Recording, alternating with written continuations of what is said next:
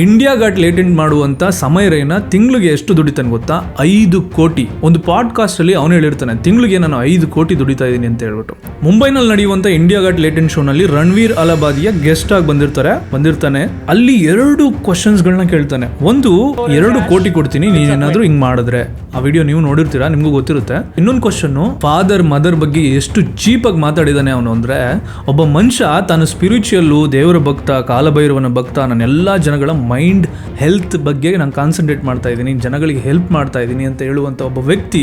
Just think ಮಾಡಿ, ಅಲ್ಲಿರೋದು same camera ಆದರೆ different platform. ಒಬ್ಬ ಮನುಷ್ಯಂಗೆ ಒಂದು ಸ್ಕ್ರಿಪ್ಟ್ ಇಲ್ಲದೆ ನೀನು ಮಾತಾಡು ಬಂದು ಇಲ್ಲಿ ಅಂತ ಹೇಳಿದಾಗ ಅವನು ಓಪನ್ ಆಗಿ ಮಾತಾಡೋದಕ್ಕೆ ಶುರು ಮಾಡಿದಾಗ ಅವನ ಆಕ್ಚುಯಲ್ ರಿಯಾಲಿಟಿ ಅಲ್ಲಿಗೆ ಅರ್ಥ ಆಗುತ್ತೆ. ಆಲ್ಮೋಸ್ಟ್ 1,20,00,000 ಜನ ಫಾಲೋವರ್ಸ್ ಇರುವಂತ ಒಬ್ಬ ಕಂಟೆಂಟ್ ಕ್ರಿಯೇಟರ್, ಅದು ಅವ್ರಿಗೆ ಏನ್ ಮಾತಾಡ್ತಿದ್ದಾರೆ ಅಂತ ಗೊತ್ತಿಲ್ಲದೆ ಮಾತಾಡಿಲ್ಲ ಅಂತೇನಿಲ್ಲ. ಆ ಕ್ವಶನ್ ನ ಒಂದು ಇಂಗ್ಲಿಷ್ ಚಾನಲ್ ಇಂದ ಕಾಪಿ ಮಾಡಿರೋದ ಯಪ್ಪ. ಅಂದ್ರೆ ಏನ್ ಮಾತಾಡಬೇಕು ಅಂತ ಪ್ರಿಪೇರ್ಡ್ ಆಗಿ ಬಂದು ಮಾತಾಡಿರೋದದು.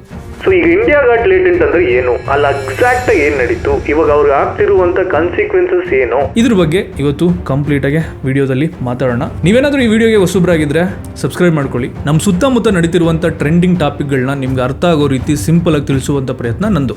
ಏನಿದು ಇಂಡಿಯಾ ಗಾಟ್ ಲೇಟೆಂಟ್? ಮುಂಬೈನಲ್ಲಿ ಒಂದು ಜಾಗದಲ್ಲಿ ಇಂಡಿಯಾ ಗಾಟ್ ಲೇಟೆಂಟ್ ರೆಕಾರ್ಡ್ ಆಗುತ್ತೆ. ಒಂದು ಸ್ಟೇಜ್ ಇದೆ, ಆ ಸ್ಟೇಜ್ ಮೇಲೆ ಒಂದು ಕಡೆ ಜಡ್ಜಿಂಗ್ ಪ್ಯಾನಲ್ ಇರ್ತಾರೆ. ಆ ಜಡ್ಜ್ ಪ್ಯಾನಲ್ ಅಲ್ಲಿ ಮೇನ್ ಜಡ್ಜು ಸಮಯ ರೈನಾ, ಮಿಕ್ಕಿದವರೆಲ್ಲ ಗೆಸ್ಟ್ ಜಡ್ಜ್ಗಳನ್ನ ಕರೆಸಿರ್ತಾರೆ. 4 5 ಜನ ಯೂಶಲಿ ಕರೆಸ್ತಾರೆ. ಈ ಕಡೆ ಆಡಿಯನ್ಸ್ ಕುತ್ಕೊಂಡಿರ್ತಾರೆ. ಆಡಿಯನ್ಸ್ ಅಲ್ಲಿ ಮೊದಲೇ ರಿಜಿಸ್ಟರ್ ಮಾಡ್ಕೊಂಡಿರ್ತಾರೆ, ಅಂದ್ರೆ ಈ ಸ್ಟೇಜ್ ಮೇಲೆ ಬಂದು ಪರ್ಫಾರ್ಮ್ ಯಾರು ಮಾಡಬೇಕು ಅಂತ ಹೇಳ್ಬಿಟ್ಟು. ಅವ್ರುಗಳು ಸ್ಟೇಜ್ ಮೇಲೆ ಬಂದು ಅವ್ರ ಹತ್ರ ಇರುವಂತ ಎಂಥ ಟ್ಯಾಲೆಂಟ್ ಆದ್ರೂ ಪರವಾಗಿಲ್ಲ ಅದನ್ನು ಬಂದು ಪರ್ಫಾರ್ಮ್ ಮಾಡ್ತಾರೆ. ಹಾಡು ಹೇಳ್ಬೋದು, ಇನ್ನೊಂದೇನೋ ಕಾಮಿಡಿ ಮಾಡ್ಬೋದು, ಇನ್ನೊಂದೇನೋ ಮಾತಾಡ್ಬೋದು, ಏನೋ ಒಂದು ಮಾಡ್ಬೋದು, ಅದನ್ನ ಬಂದು ಪರ್ಫಾರ್ಮ್ ಮಾಡ್ತಾರೆ. ಪರ್ಫಾರ್ಮ್ ಮಾಡೋದಕ್ಕೂ ಮುಂಚೆ ಇಲ್ಲಿರೋ ಜಡ್ಜ್ಗಳೆಲ್ಲ ಸೇರಿ ನನಗೆ ಎಷ್ಟು ಮಾರ್ಕ್ಸ್ ಕೊಡ್ಬೋದು ಅವರೇಜ್ ಅಂತ ಹೇಳ್ಬಿಟ್ಟು ಇವರು ಒಂದು ಲೆಟರ್ ಅಲ್ಲಿ ಬರ್ಕೊಂಡಿರ್ತಾರೆ. ಅದೇ ಬರ್ದಿರುವಂತ ನಂಬರ್ನ ಕೊನೆಗೆ ಜಡ್ಜ್ಗಳು ಪರ್ಫಾರ್ಮ್ ಆದ್ಮೇಲೆ ಇವರು ಕೂಡ ಒಂದೊಂದು ನಂಬರ್ ಕೊಡ್ತಾರೆ. 6, 7, 5 ಏನಾದ್ರು ಒಂದು ನಂಬರ್ ಕೊಡ್ತಾರೆ. ಇವ್ರದನ್ನೆಲ್ಲ ಅವರೇಜ್ ತೆಗೆದು, ಸಪೋಸ್ ಇವ್ರದ್ದು ಒಂದು 7 ಬಂತು ಅಂತ ಇಟ್ಕೊಳ್ಳಿ, ಇವನು ಪರ್ಫಾರ್ಮ್ ಮಾಡೋನು ಆಲ್ರೆಡಿ 9 ಬರ್ದಿರ್ತಾನೆ ಅಂತ ಇಟ್ಕೊಳ್ಳಿ. ಅವಾಗ 2 ಮ್ಯಾಚ್ ಆಗೋದಿಲ್ಲ. ಯಾರ್ದು ಕರೆಕ್ಟ್ ಆಗಿ ಮ್ಯಾಚ್ ಆಗೋ ತರ ಬರ್ದಿರ್ತಾರೆ. ಅವರೇಜ್ 7 ಬಂತು, ಇವನು ಬರ್ದಿರೋದು 7 ಬಂತು ಅಂದಾಗ ಶೋಗೆ ಯಾರ್ಯಾರು ಬಂದಿರ್ತಾರೆ ದುಡ್ಡು ಕೊಟ್ಟು ಅಷ್ಟು ದುಡ್ಡನ್ನ ಪರ್ಫಾರ್ಮೆನ್ಸ್ ಅಲ್ಲಿ ಯಾರ್ದು ನಂಬರ್ ಮ್ಯಾಚ್ ಆಗುತ್ತಲ್ಲ ಅವರಿಗೆ ಕೊಡಲಾಗುತ್ತೆ ಅಂತ ಹೇಳ್ಬಿಟ್ಟು ಶುರು ಮಾಡಿದೆ ಇಂಡಿಯಾ ಗಾಟ್ ಲೇಟೆಂಟ್. ಇವರ ಕೋರ್ ಕಾನ್ಸೆಪ್ಟ್ ಏನಂದ್ರೆ ರಾ ಕಂಟೆಂಟ್, ಯಾವುದೇ ಫಿಲ್ಟರ್ ಹಾಕೋಂಗಿಲ್ಲ, ಪದ ಬಳಕಲ್ಲಿ ಯಾವುದೇ ಲಿಮಿಟೇಷನ್ ಇಲ್ಲ,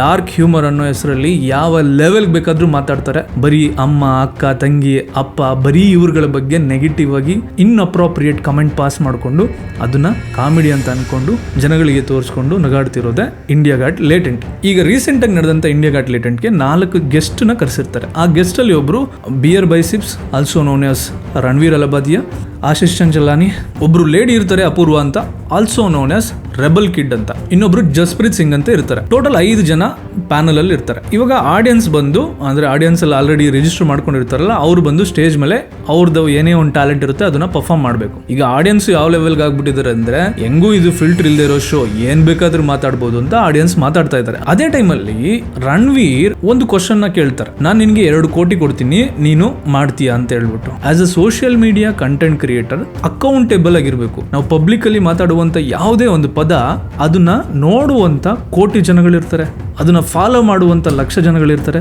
ಒಳ್ಳೇದು ಹೇಳಿದ್ರು ಫಾಲೋ ಮಾಡೋರು ಇದ್ದಾರೆ, ಕೆಟ್ಟದ್ದು ಹೇಳಿದ್ರು ಫಾಲೋ ಮಾಡೋರು ಇದ್ದಾರೆ. ಬಿಕಾಸ್ ಅವರೆಲ್ಲ ನಮ್ಮ ಮೇಲೆ ಇಟ್ಟಿರುವಂತ ಒಂದು ನಂಬಿಕೆ. ಇದೇ ವ್ಯಕ್ತಿ ತನ್ನ ಸ್ವಂತ ಪಾಡ್ಕಾಸ್ಟ್ ಅಲ್ಲಿ ಬರೀ ಸ್ಪಿರಿಚುವಲ್ ಬಗ್ಗೆ, ಈ ತರ ಕಲರ್ ಹಾಕೊಂಡ್ರೆ ಈ ತರ ಆಗುತ್ತೆ, ಈ ತರ ಮಾಲೆ ಹಾಕೊಂಡ್ರೆ ಈ ತರ ಆಗುತ್ತೆ, ಅಂಡ್ ಆಲ್ಸೋ ರೀಸೆಂಟ್ ಆಗಿ ಅವ್ರ ಫ್ಯಾಮಿಲಿಯಿಂದ ಅವ್ರ ಮದರ್ನ ಕರ್ಕೊಂಡು ಬಂದು ಒಂದು ಪಾಡ್ಕಾಸ್ಟ್ ಮಾಡಿರ್ತಾರೆ. ಅದ್ರಲ್ಲಿ ಮಾತಾಡ್ತಾರೆ ಹೆಣ್ಣು ಮಕ್ಕಳನ್ನ ಆಬ್ಜೆಕ್ಟಿಫೈ ಮಾಡೋದು ತಪ್ಪು. It's not the case for the mother, the sister, the girlfriend, the wife. They get very affected by the trolling ಅಂತ. ಇಲ್ಲಿ ಇವ್ರು ಮಾತಾಡಿದ್ದೇನೋ ಕಾಮಿಡಿ ಅಂತ ಯಾರಿಗೂ ಕೂಡ ಅನ್ಸೋದಿಲ್ಲ ನನ್ನ ಪ್ರಕಾರ. ಸೆಕೆಂಡ್ ಕ್ವಶನ್ ಏನಂತ ಕೇಳ್ತಾನೆ, ಅಪ್ಪ ಅಮ್ಮ ಈ ತರ ನೀನೋಗಿ ಈ ತರ what a such a rubbish nonsense pathetic question ಅಂದ್ರೆ ರಣವೀರ್ ಅಲಹಾಬಾದಿಯ ಕೇಳಿದ್ದು. ಇದು ಆಲ್ರೆಡಿ ಒಂದು ಇಂಗ್ಲಿಷ್ ಚಾನಲ್ ಅಲ್ಲಿ ಯಾರೋ ಒಬ್ಳು ಏನೋ ಒಂದು ಇನ್ನೊಬ್ರಿಗೆ ಕೇಳಿರ್ತಾಳೆ. ಅದೇ ಕ್ವಶನ್ ನ ಈ ಅಪ್ಪ ಬರ್ಕೊಂಡು ಬಂದಿರ್ತಾನೋ ನೆನ್ಪಿಟ್ಕೊಂಡು ಬಂದಿರ್ತಾನೋ ಗೊತ್ತಿಲ್ಲ, ಅದನ್ನ ತಗೊಂಡ್ಬಂದು ಇಲ್ಲಿ ಹಾಕ್ತಾನೆ. ಆ ಕ್ವಶನ್ ನ ಆ ಯಪ್ಪ ಕೇಳಿದ್ಮೇಲೆ ಅವನ ಮುಖದಲ್ಲಿ ಇದ್ದಂತ ಸಂತೋಷನ ನೋಡಿದ್ರೆ ಅವನು ಬೈ ಮಿಸ್ಟೇಕ್ ಆಗಿ ಮಾತಾಡಿದಾನೆ ಅಂತ ಯಾರಿಗೂ ಕೂಡ ಅನ್ಸೋದಿಲ್ಲ. ಇನ್ನು ಮಿಕ್ದವ್ರ ಜಡ್ಜ್ಗಳೆಲ್ಲ ನಗಾಡ್ತಾ ಇದ್ದಾರೆ. ಆಶೀಶ್ ಚಂಚಲನಿ ಮುಖನ ನೋಡಿದ್ರೆ he was actually not comfortable. ಇಂಥ ಕಿತ್ತೋದವ್ರ ಸಂಘ ಮಾಡಿದೀನಿ, ಬೇರೆ ಏನ್ ಮಾಡಕ್ಕಾಗದೆ ಸ್ವಲ್ಪ ನಗಾಡ್ತಾ ಇದ್ದಾರೆ. ಈ ಲೆವೆಲ್ಗೆ ಸಕ್ಸಸ್ ತಗೊಳ್ಳೋದು ಅಷ್ಟು ಸುಲಭ ಅಲ್ಲ. ಇಷ್ಟೊಂದು ಜನಗಳು, ಕೋಟಿ ಜನಗಳು ಫಾಲೋ ಮಾಡ್ತಾ ಇದ್ದಾರೆ, ಕೋಟಿ ದುಡ್ಡು ಮಾಡ್ತಾ ಇದ್ದಾರೆ. ಅಂತ ವ್ಯಕ್ತಿ ಒಂದು ಸ್ವಲ್ಪನೂ ರೆಸ್ಪಾನ್ಸಿಬಿಲಿಟಿ ಇಲ್ಲದೆ ಈ ತರ ಮಾತಾಡ್ತಿದ್ದಾರೆ ಅಂದ್ರೆ ಯಾರು ಕೂಡ ಸಹಿಸೋದಿಲ್ಲ. ಸೊ ಈಗ ರೆಕಾರ್ಡ್ ಆಗಿರೋ ವಿಡಿಯೋ ಎಲ್ಲ ಏನ್ ಮಾಡ್ತಾರೆ, ಫಸ್ಟ್ ಮೆಂಬರ್ಸ್ಗೆ ರಿಲೀಸ್ ಆಗುತ್ತೆ. ಮೆಂಬರ್ಸ್ ಅಂದ್ರೆ ಯೂಟ್ಯೂಬ್ ಅಲ್ಲಿ ₹59 ಸಮಯ ರೈನಾದು ಜಾಯಿನ್ ಸ್ಪೆಷಲ್ ಮೆಂಬರ್ಸ್ ಇದೆಯಲ್ಲ, ಮೆಂಬರ್ಶಿಪ್, ಅದರಲ್ಲಿ ಜಾಯ್ನ್ ಆಗಿರೋರಿಗೆ ಫಸ್ಟ್ ನೋಡೋದಕ್ಕೆ ರಾ ಕಂಟೆಂಟ್, ಅನ್ಕಟ್ ಕಂಟೆಂಟ್ ಗಳನ್ನ ರಿಲೀಸ್ ಮಾಡ್ತಾರೆ. ಅಲ್ಲಿ ನೋಡಿರೋರೆ ಆಲ್ರೆಡಿ ಟ್ರಿಗರ್ ಆಗೋಕೆ ಸ್ಟಾರ್ಟ್ ಆಗ್ತಾರೆ. ಅಲ್ಲಿಂದ ಅದು ಟ್ವಿಟರ್ಗೆ ಬರುತ್ತೆ, ಟ್ವಿಟರ್ ಅಲ್ಲಿ ವೈರಲ್ ಆಗೋಕೆ ಸ್ಟಾರ್ಟ್ ಆಗುತ್ತೆ. ಅದಾದ್ಮೇಲೆ ಬಿಯರ್ ಬೈಸಿಪ್ಸ್ ಬಂದ್ಬಿಟ್ಟು ವಿಡಿಯೋ ಮಾಡಿ ಹೇಳ್ತಾರೆ, I am not here to give justification. ನಾನೇನು ಜಸ್ಟಿಫಿಕೇಶನ್ ಅಥವಾ ಕಾಂಟೆಕ್ಸ್ಟ್ ಕೊಡೋದಕ್ಕೆ ಈ ವಿಡಿಯೋ ಮಾಡ್ತಾ ಇಲ್ಲ, ನಾನು ಜಸ್ಟ್ ಸಾರಿ ಹೇಳ್ಬೇಕು ಅದಕ್ಕೋಸ್ಕರ ಈ ವಿಡಿಯೋ ಮಾಡ್ತಾ ಇದ್ದೀನಿ. Comedy was not my forte, ಅದು ನನ್ನ ಜಾನರ್ ಆಗಿರ್ಲಿಲ್ಲ ಅಂತ ಹೇಳ್ಬಿಟ್ಟು ಟ್ವಿಟರ್ ಅಲ್ಲಿ ಪೋಸ್ಟ್ ಮಾಡ್ತಾನೆ. ಅದು ಯಾವ ಲೆವೆಲ್ ವೈರಲ್ ಆಗುತ್ತೆ ಅಂದ್ರೆ, ಇಂಡಿಯಾ ಗಾಟ್ ಲೇಟೆಂಟ್ ಅಲ್ಲಿ ಅವತ್ತಿದ್ದಂತ ಎಲ್ಲಾ ಜಡ್ಜ್ಗಳ ಮೇಲೆ ಅಸ್ಸಾಂ ಸಿಎಂ ಕಂಪ್ಲೇಂಟ್ ನ ಫೈಲ್ ಮಾಡ್ತಾರೆ. ನ್ಯೂಸ್ ರಿಪೋರ್ಟರು ಮಹಾರಾಷ್ಟ್ರ ಸಿಎಂ ನ ಕೇಳ್ತಾರೆ. ಅದಕ್ಕೆ ದೇವೇಂದ್ರ ಫಡ್ನವೀಸ್ ಹೇಳ್ತಾರೆ, ಪ್ರತಿಯೊಬ್ಬರಿಗೂ ಮಾತಾಡುವಂತ ಹಕ್ಕಿದೆ, ಆ ಮಾತು ಬೇರೆಯವ್ರಿಗೆ ಹರ್ಟ್ ಮಾಡ್ತಾ ಇದೆ, ಬೇರೆಯವ್ರ ಫೀಲಿಂಗ್ ನ ಹರ್ಟ್ ಮಾಡ್ತಾ ಇದೆ ಅಂದ್ರೆ ಆ ಹಕ್ಕು ಯಾರಿಗೂ ಇಲ್ಲ.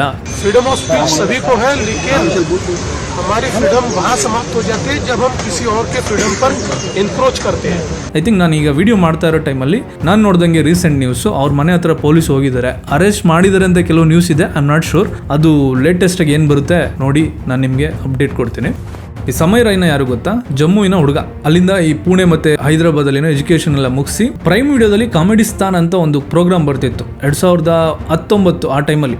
ಸಮಯ ರೈನಾ ಅಲ್ಲಿಂದ ಫೇಮಸ್ ಆಗಿದ್ದು. ಅದಾದ್ಮೇಲೆ 2024ರಲ್ಲಿ ಇಂಡಿಯಾ ಗಾಟ್ ಲೇಟೆಂಟ್ ಅಂತ ಹೇಳ್ಬಿಟ್ಟು ರಾ ಕಂಟೆಂಟ್, ಯಾವುದೇ ಫಿಲ್ಟರ್ ಇಲ್ಲದೆ ಏನ್ ಬೇಕಾದ್ರೂ ಮಾತಾಡ್ಬೋದು, ರೋಸ್ಟ್ ಮಾಡ್ಬೋದು ಅಂತ ಹೇಳ್ಬಿಟ್ಟು ಸ್ಟಾರ್ಟ್ ಮಾಡಿದ ಪ್ರೋಗ್ರಾಮ್ ಇಂಡಿಯಾ ಗಾಟ್ ಲೇಟೆಂಟ್. ಇದಕ್ಕೂ ಮುಂಚೆ ಇಂಡಿಯಾ ಗಾಟ್ ಲೇಟೆಂಟ್ ಅಲ್ಲಿ ಎಷ್ಟೋ ಪ್ಯಾಥೆಟಿಕ್ ಕಂಟೆಂಟ್ಗಳು ಆಚೆಗೆ ಬಂದಿದೆ, ಅದನ್ನೆಲ್ಲ ನೀವು ನೋಡಿರ್ತೀರ. ಕಾಂಟ್ರವರ್ಸಿ ಆಗಿದೆ, ಬಟ್ ಹೈ ಲೆವೆಲ್ ಕಾಂಟ್ರವರ್ಸಿ ಆಗಿರ್ಲಿಲ್ಲ ಆ ಟೈಮಲ್ಲಿ. ಅವ್ರು ಯೂಟ್ಯೂಬ್ ಅಲ್ಲಿ ಒಂದೊಂದು ವಿಡಿಯೋಗೆ ಆಲ್ಮೋಸ್ಟ್ 40 ಮಿಲಿಯನ್ ವ್ಯೂಸ್ ಬರ್ತಿದೆ. ಸೊ ಅಂದ್ರೆ ಇವಾಗ ನಾವು ಥಿಂಕ್ ಮಾಡ್ಬೇಕು ಏನಂದ್ರೆ, ಈಗ ಸಮಯ ರೈನಾಗೆ ಅಷ್ಟೊಂದು ವ್ಯೂಸ್, ಅಷ್ಟೊಂದು ಸಪೋರ್ಟ್ ಸಿಕ್ಕಿಲ್ಲ ಅಂದ್ರೆ ಆ ತರ ಕಂಟೆಂಟ್ ನ ಯಾಕೆ ಮಾಡ್ತಾನೆ? ಮಾಡೋದಿಲ್ಲ.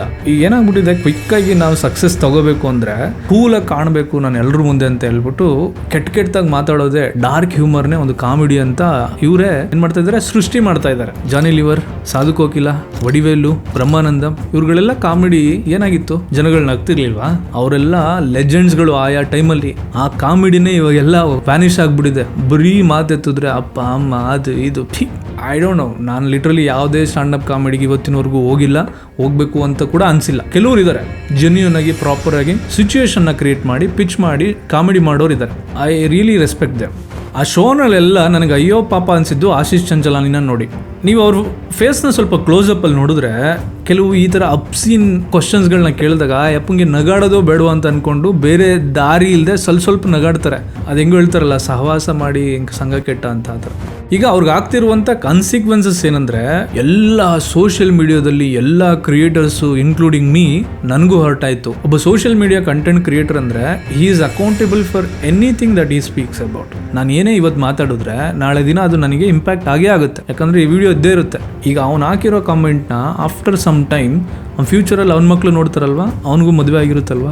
ಇದಕ್ಕೂ ಮುಂಚೆ couple of months national creators award ಅಂತ ಬರುತ್ತೆ.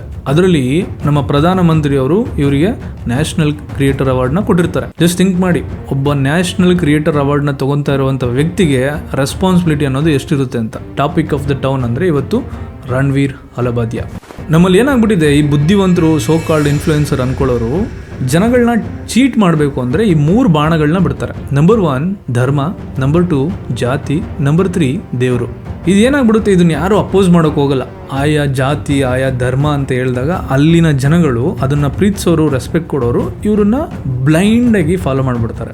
ಸೊ ಈ ಥರ ಮುಖವಾಡ ಹಾಕೊಂಡು ಬದುಕೋ ಜನಗಳಲ್ಲಿ ಒಂದಲ್ಲ ಒಂದು ದಿನ ಸತ್ಯ ಅನ್ನೋದು ಹೊರಗಡೆ ಬಂದೇ ಬರುತ್ತೆ. ಇವಾಗ ಇದಾದ್ಮೇಲೆ ನೆಕ್ಸ್ಟ್ ಆಕ್ಷನ್ಗಳು ಏನಾಗಬಹುದು ಅಂತ ನೀವು ಥಿಂಕ್ ಮಾಡಿದ್ರೆ, ಅವ್ರ ಮೇಲೆ ಒಂದು ಕೇಸ್ ಫೈಲ್ ಆಗ್ಬೋದು, ಇನ್ವೆಸ್ಟಿಗೇಷನ್ ಆಗ್ಬೋದು, ಮೋಸ್ಟ್ಲಿ ಜೈಲಿಗೆ ಹೋಗ್ಬೋದು, ಹೋಗದೆ ಇರ್ಬೋದು. ಅಫೆನ್ಸಿವ್ ಆಗಿ ಮಾತಾಡಿರೋದ್ರಿಂದ ಕೆಲವು ಮಹಿಳಾ ಸಂಘಟನೆಗಳು ಇವ್ರ ಮೇಲೆ ಕೇಸ್ ಹಾಕಿದ್ದಾರೆ. ಅದೇನಾದ್ರೂ ಸ್ಟ್ರಾಂಗ್ ಆಗಿ ನಿಂತ್ಕೊಂಡ್ರೆ it is actually non bailable ಅಂತ ನಾನು ಕೇಳ್ದಂಗೆ ಶಿಕ್ಷೆಗಳು ಆಗ್ಬೋದು.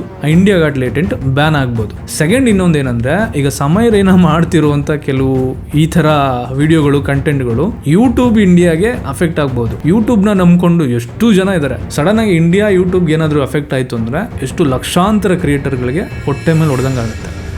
I think I am proud to say that ನಾನು ನಾರ್ತ್ ಸೌತನ್ನು ಡಿವೈಡ್ ಮಾಡೋದಕ್ಕೆ ಇಷ್ಟನೇ ಪಡೋದಿಲ್ಲ. ಬಟ್ ನಮ್ಮಲ್ಲಿ ಇನ್ನೂ ಸ್ವಲ್ಪ ಸಂಸ್ಕೃತಿ ಅನ್ನೋದು, ಸ್ವಲ್ಪ ಭಯ ಭಕ್ತಿ, ಪೇರೆಂಟ್ಸ್ಗೆ ರೆಸ್ಪೆಕ್ಟ್ ಕೊಡೋದು ಅನ್ನೋದು ಇನ್ನೂ ಇದೆ ಅಂತ ನಾನು ನಂಬ್ತೀನಿ. ಸೊ ಈ ವಿಡಿಯೋನ ನೋಡುವಂಥ ನಿಮ್ಗಳಿಗೆ ನಾನು ಕೇಳುವಂಥ ರಿಕ್ವೆಸ್ಟ್ ಏನಂದರೆ, ನೀವು ಯಾವುದಕ್ಕೆ ಒತ್ತು ಕೊಟ್ಟು ಯಾವುದನ್ನ ಬೆಳೆಸ್ತಿರೋ ಅದು ನಿಮಗೆ ರಿಟರ್ನ್ ಅದನ್ನೇ ಕೊಡ್ತದೆ. ನೀವು ಯಾವುದಕ್ಕೆ ಇನ್ವೆಸ್ಟ್ ಮಾಡ್ತೀರೋ ಅದರಿಂದನೇ ರಿಟರ್ನ್ ಸಿಗೋದು ನಿಮಗೆ. ನೀವು ಕೊಡುವಂಥ 10 ನಿಮಿಷ ಅದು ನಮಗೆ ರೆಸ್ಪಾನ್ಸಿಬಿಲಿಟಿ ಆಗಿರುತ್ತೆ. ಏನೇನೋ ಮಾತಾಡ್ಬಿಟ್ಟು ನಿಮ್ಮ ಟೈಮ್ ವೇಸ್ಟ್ ಮಾಡೋದು ನನಗಂತೂ ಇಂಟ್ರೆಸ್ಟೇ ಇಲ್ಲ.